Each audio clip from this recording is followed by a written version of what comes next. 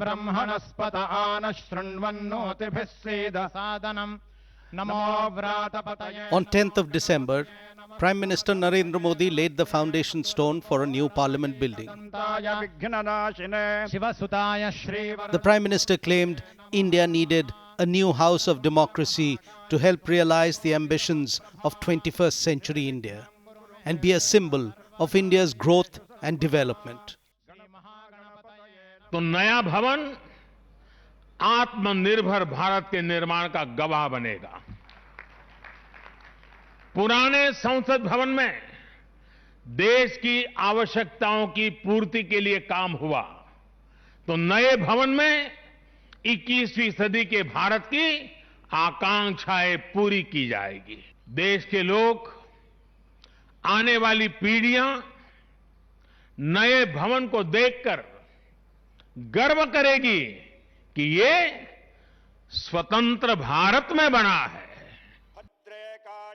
But the Bhumi Pujan took place even as controversy brewed around the project. The new parliament building is part of a larger project, and activists, architects and heritage conservationists opposing the upcoming mass construction question the need and timing of such a project. We are a democracy, and a democracy means that the people and the government need to trust each other. The question is that we come to this idea that because of the opacity, there is a fear that there might be a fair bit of arbitrariness, and that endangers heritage. So one prime example for arbitrariness is the arbitrary timeline that they've fixed. It does not have any roots in logic, need, necessity at all.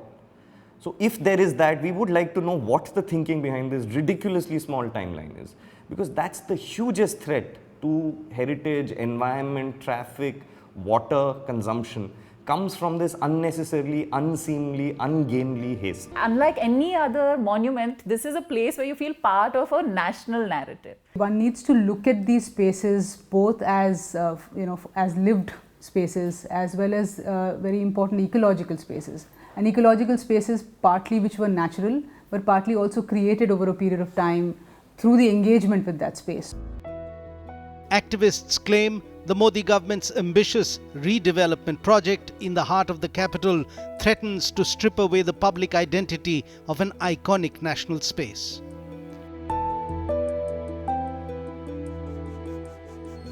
While the work on Delhi's Central Vista project, which includes the new parliament building, started in late November, it has currently been put on hold after an order by the Supreme Court.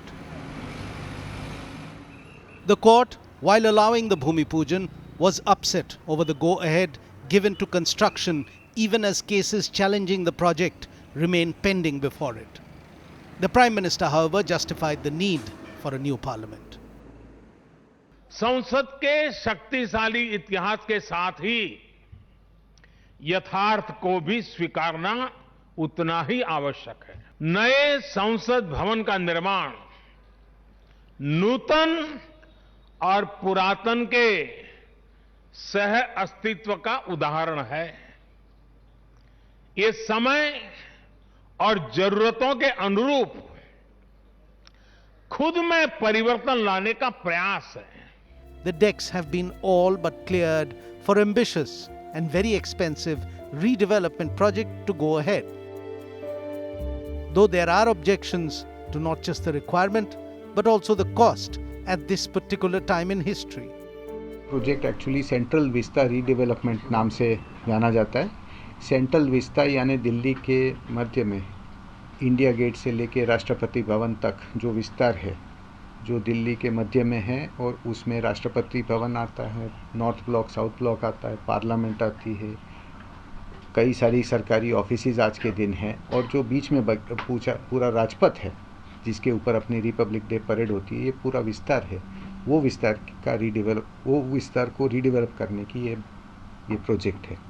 ये project में हर एक चीज़ में कुछ ना कुछ सुधार करना है. बहुत सारा एडमिनिस्ट्रेटिव एफिशिएंसी आ सकती है और गवर्नेंस में इम्प्रूवमेंट आ सकता है.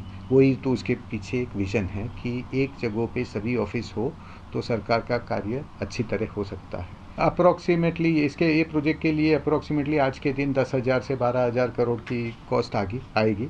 इसमें 60,000 लोग काम करने वाले हैं और पार्लियामेंट नई बन रही है, नया लैंडस्केप बन रहा है। But the bigger and more lasting question possibly is about what the project entails.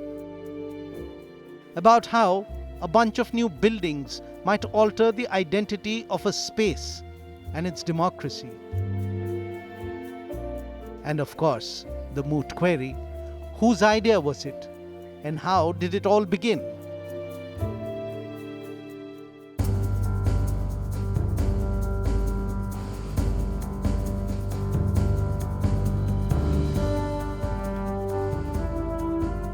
On 20th of March 2020, the central government notified a change in the land use for 7 plots in the Master Plan for Delhi 2021. 6 out of them were around one particular area in Delhi, this one. The public notice informed that out of the 6 plots in this area whose land use has been changed, 5 of them were previously recognized as public or semi-public facilities or recreational areas, and only one of them, the 6th one, had a pre-existing government office building on it. Now, all 6 plots have been turned into government office plots. Not physically yet, but the first step was taken, paperwork filed and approved. There is a total of 86.1 acre of accessible public land which has now been recognized as government office land. So why is the government changing land use in this area? The really thing that jumps out is this land grab. Our capital complex gives as much space to the people as it does to the government. What one is seeing is this kind of transfer of almost double. So basically almost entirely. So if this is about 85, 90 acres each, what's happened is that the people's land has gone down to mere 15 acres. And that entire land has transferred to government. Central Vista, Delhi's prime real estate, often labelled as the country's power corridor, is where the parliament stands and the secretariat sits. From the Rashtrapati Bhavan at one end to India Gate at the other, this stretch includes urban architectural heritage buildings as well as vast green spaces that are open to public and accessible to all.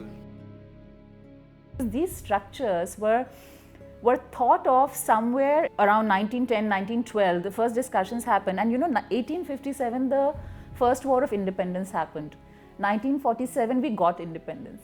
Somewhere in between, the British realized that post being East India Company, India came under the British crown, and this was really a reaction to rising Indian nationalism. So the Central Vista is a enterprise of colonial imperialism, yes, but it's of hubris, sort of married to an acknowledgement of growing Indian self-identity and nationalism. Otherwise, they could have stayed put in Calcutta. They had their Victoria Memorial.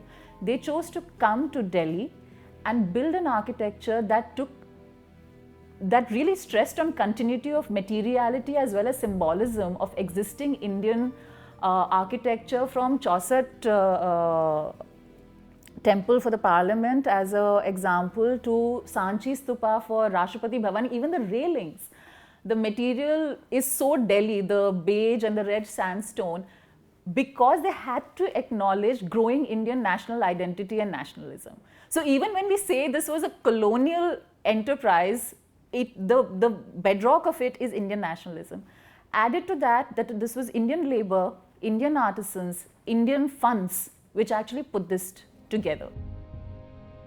In October 2019, the Narendra Modi-led central government announced a plan to revamp this 3-kilometer long Central Vista. The current scheme essentially says that every single building on both sides of Rajpath, which is the north side and the south side, is going to be essentially demolished all the way from roughly where the parliament is, all the way through to India Gate. And completely new 8 or 9 story office buildings are going to be built over there. Now that includes the demolition of a number of bhavans, and that also includes the demolition of particularly important cultural buildings like the IGNCA. And all of these buildings are now going to be moved around and repurposed, and there's going to be a whole set of secretariat offices on this stretch. While details of the Central Vista project remain shrouded from public knowledge, a few details of the new Parliament building have emerged. Tata Projects Limited won the bid to construct the new Parliament House for a figure of 861.9 crore rupees. Government sources claim the triangular complex will be earthquake-proof and will have Z+ security. It will also be eco-friendly and use 30% less electricity. The seating capacity in Parliament will increase by 150% once the new building is ready. The Lok Sabha chamber will have a seating capacity for 888 people, while the Rajya Sabha will have 384 seats. There will be 1,272 seats for joint sittings. The new building will also be equipped with the latest electronic and tech gadgets to facilitate smoother operations. The current Parliament building was constructed as the Imperial Legislature in 1921. It was never intended to be a seat for an independent country with a bicameral legislature. All right. Today, it does not have enough space for even housing the current number of members of Parliament. The strength of the Lok Sabha is going to go up after 1926 from the current 547 to 900. Where are they going to sit? The 2 floors of this Parliament building have been added subsequently. Air conditioning ducts, ventilation ducts have been added. Now, is any architect or town planner telling me that we have to wait? Do they have a veto on this? The building is going to fall. If you were genuinely interested in prolonging this living heritage of the birthplace of our constitution being where we actively legislate, you would consider furniture design before urban design. And that too is something the winning bidder has expertise in. Again, the correct way is to do a space audit to see whether things are being used efficiently before you try and enhance the space. Sure, technologically they all need a revamp, but none of that needs to mean a fresh constructions, cheaper and more environmentally friendly to retrofit. This is an evolving project. The first segment which we are dealing with is the new Parliament House. All right. On the Parliament House, we've consulted, we've had letters written by the honorable speakers, not the present one, the previous one.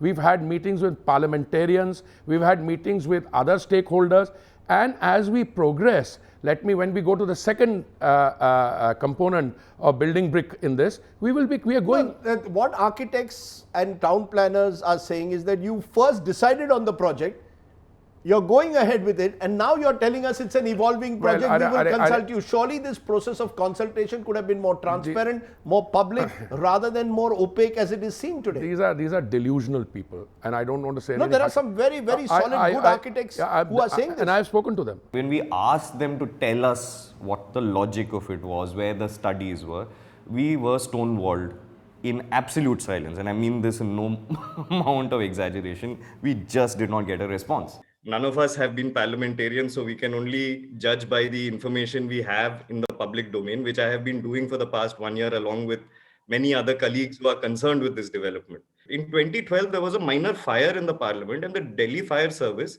basically in its report said that it is because of ill-maintained spaces, storage which has been haphazardly put, unplanned development is what they called, haphazard development. So what we are hunting for is some evidence of application of mind, given that there is an perceived situation. There are also claims of earthquake, this thing. Now, my point is earthquake will happen tomorrow. I want to point out in this 920 crore project construction cost, not one paisa has been allocated to the conservation of old parliament. In its entirety, it's being spent on the new construction. Transparency means that the due process really invests in getting as many questions before conclusions are arrived at. Anything that's done later is actually information sharing at best. Legal petitions being heard in the country's apex court question the manner in which the Delhi Development Authority changed the use of public land. The Supreme Court too has questioned the government's haste. Architects and civil society activists opposed to the project point out how land and environment permissions are being sought piecemeal for separate parcels of land. They say that the Parliament building application is being projected as a standalone project, when in fact it is part of the larger Central Vista project.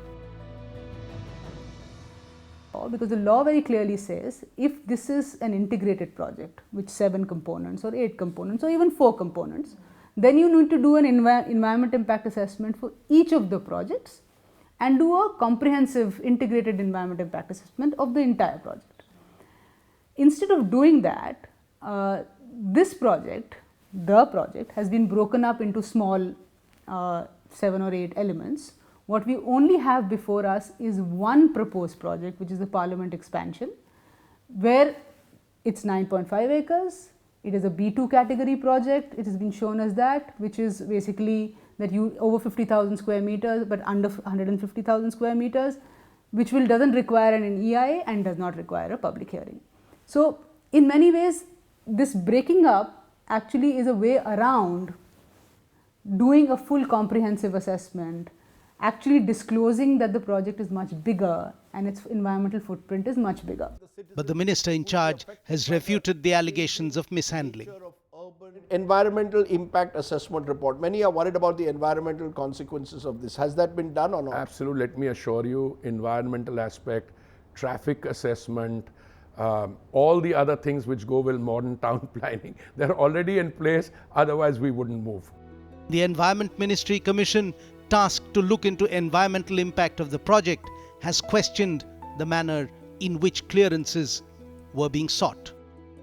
An expert appraisal committee of the Ministry of Environment, while looking at a proposal for other components of the Central Vista redevelopment, including the Common Central Secretariat, the Prime Minister's office and residence, and Vice President's enclave, etc., has actually observed that the government or the project proponent should not carry out, go ahead with a piecemeal approach, but come back to us with an integrated project, disclosing all the entire project, and then proceed with any impact assessments, etc. And 2, the Delhi government, after giving approval for transplantation of 404 trees, has actually issued a show cause notice basically to say that the transplantation is being carried out in contravention of that approval, because the trees were supposed to be planted within the Central Vista area but are being taken out of that area. However, there is no restraining order. A major point of contention has been the lack of openness in the way the entire planning and execution is being done. The objectors say that the area being redeveloped is part of India's public heritage. There hasn't been a parliamentary debate to shift the parliament. You can't imagine something like this happening along the Champs-Élysées overnight, just hearing that because an architectural proposal said so, through a tendering process, everything is suddenly changing. The decision for a new parliament came from parliament itself. The Honorable Speaker of the Lok Sabha has had meetings with parliamentarians. Some ideas came out. Many of them we took on board. When I speak to the architects and town planners, what they seem to suggest is that the Central Vista will become this power center with like a security zone, cut the public out from the politicians even further. The netas will become Maharajas, and in a way you're cutting off therefore people from a piece of land that they see as public land. How do you respond to this allegation? This is complete hogwash. Where as the plans unfold, you'll say that the public areas will expand from a minimum of 30% expansion, and there will be better utilization of space. You will see that happening in a number of ways. Let me start by telling you that what is currently the Central Vista, that central area, that will expand, number one. More open to the public. While countries around the world are redeveloping to make cities more sustainable, eco-friendly and equitable, those objecting to it say India's Central Vista project will end up creating more high security zones, which means reduction in public space. When people are not allowed to reach and touch their own buildings, when buildings are imposing, when buildings are closed and guarded and shuttered and securitized, it tells us that that is how the government wants to treat us.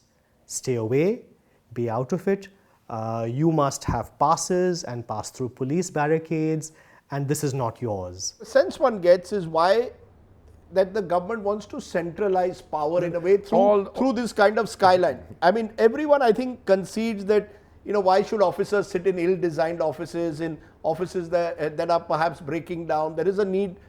I don't think anyone doesn't want some of the buildings to be renovated, including the Parliament building.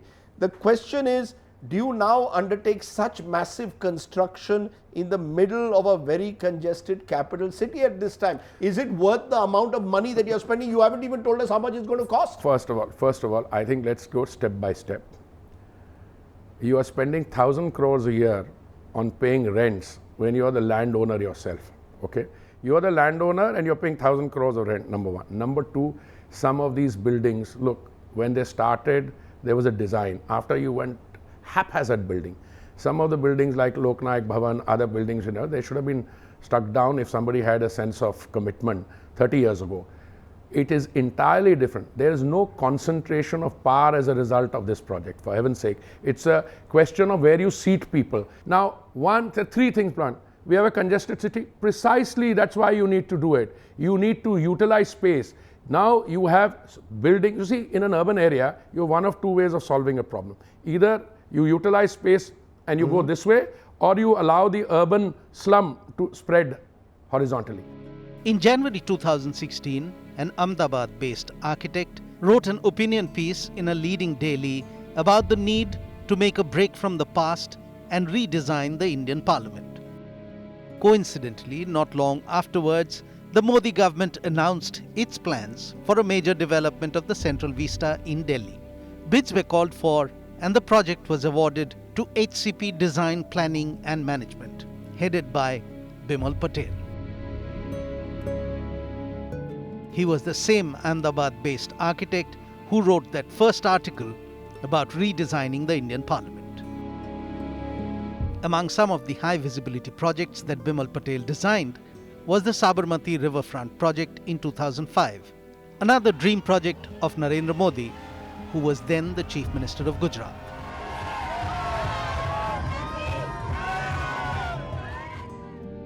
In 2014, when Narendra Modi became Prime Minister, he commissioned Bimal Patel to develop the Kashi Vishwanath corridor in his parliamentary constituency of Varanasi.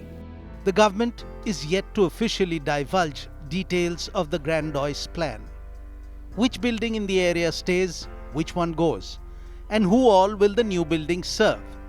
Critics said this was a Bharatiya Janata Party pet project to put their stamp on the capital of India. And answering a question posed at Agenda Aaj Tak in December 2019, the minister helming the project had this to say. जो central Vista project है, ये Bharatiya Janata party का project नहीं है, ये हमारी सरकार का प्रोजेक्ट है और खास करके ये हमारे प्रधानमंत्री श्री नरेंद्र मोदी जी का एक, मैं कहूँगा, पुराना सपना है. It is indeed a historic moment. After all, not every day does a democracy build another parliament. A divided vista runs through India Gate to the Rashtrapati Bhavan, symbolism of dismantling the inconvenient against the loss of community space. The refabrication of history versus the right of public heritage.